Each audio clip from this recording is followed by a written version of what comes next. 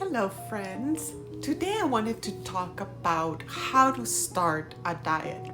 Uh, but within that conversation, I kind of also wanted to discuss how to achieve a calorie deficit, especially when you really don't know how to begin in terms of what would be the deficit. Um, the reasoning for this is because sometimes even the calculators for free online don't really depict the individualized calorie intake. And what ends up happening is that you get to the point where you're really hungry. So in order to combat that a little bit, and to take more of a approach that is more centralized and also more compassionate, I think it's important to take a few days to a week to understand what your caloric needs are. But before I do that, I want to introduce myself. My name is Jessica. I engage in conversations about weight loss, weight-related disease education, how to achieve weight loss in an affordable, feasible way that honors our way of living. I have lost 100 pounds, and I have taken a break in terms of calorie deficit and even actually calorie maintenance. The reason why is because I have been going through kind of a process of trying to deal with, job commitments and things like that just caused a little bit of a stress factor to it, and have just given me that, where you are sometimes in your journey where you miss the plot, or you're no longer able to do the same thing you've been doing for so long.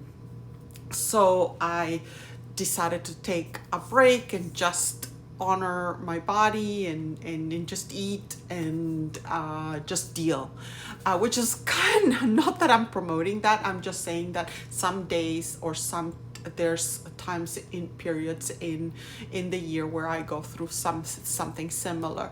Now, interestingly enough, because I have been increasing my carb intake in terms of, I've been baking, doing something I enjoy, which is baking, tasting and things like that, I've become a little bit more weary about my weight. And not to say that I promote this, because this is not a good place to be.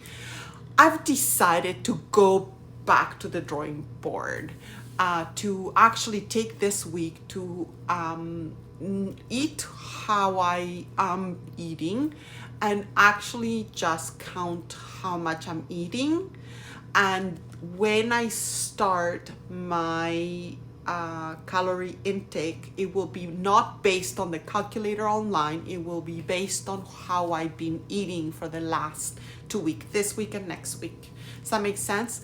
Why? Because I've been going back to doing the caloric intake, or the TDEE online, and that is not working. I'm hungry all the time. It's just I am going through this process of that I am very hungry. I don't know whether it's because I have not been taking enough calories for me to be able to support my lifestyle.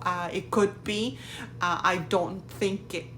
I think because I've been between 1,800 and 2,000 throughout the last year, and achieved actually back in January of 2023.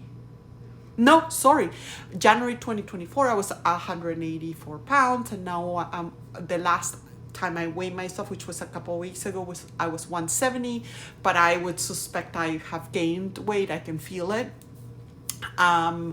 It's just been one of these things where I am really hungry. I'm not sure I can capture that hunger, and it is actually not, interestingly enough, and now that I know what a binge is, or for me, it's not the same as I am hungry. So I need to, and because for the last 2 weeks I've been trying to just limit myself. I still, and even though I'm increasing my calories, I'm hungry.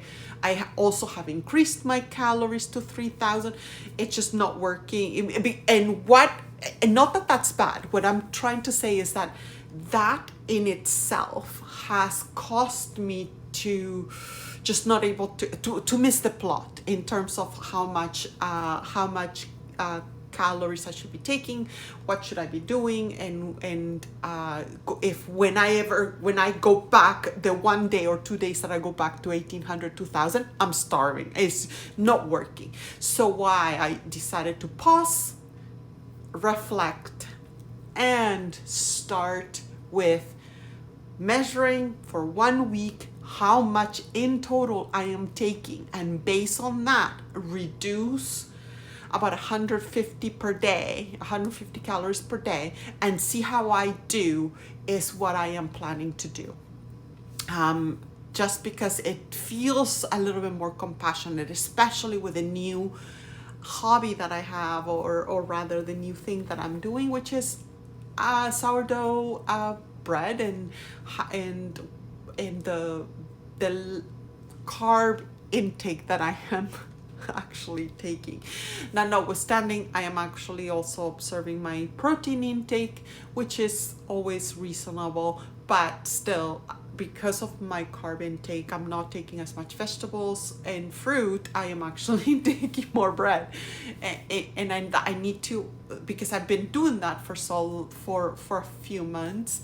I need to just go back to the drawing board, and the only way is just taking in and doing it in a way that I am not saying, oh shit, I have like this much to only this much. No, I am actually just recording what I am taking for the purposes of measuring. Now, interestingly enough, due to this data that I gathered today, I actually have data from last year and 2 years ago, and I see progress in terms of how much now I am dealing with my stress in terms of eating.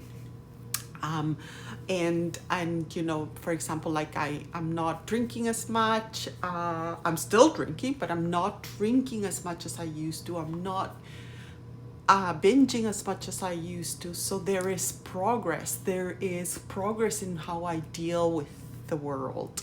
And also there is, while sometimes what I used to do works, now it's not working, which I'm able to actually even look and say, what did I did in 2022? And well, you know, I was more protein based and things like that, and that I can take for my next thing, my next weight loss, which is, you know, I do have a weight goal.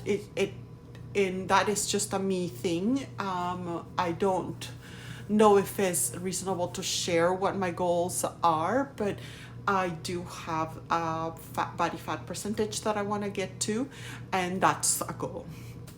So moving forward, what I'm going to be doing is I'm going to take these 2 weeks to record and see how much I am taking. And based on that data of the 2 weeks, I am going to reduce my calorie intake based on that data, not a measurement that I get online. Make sense? I hope you enjoyed this video, and I will see you on Thursday. Have a good one.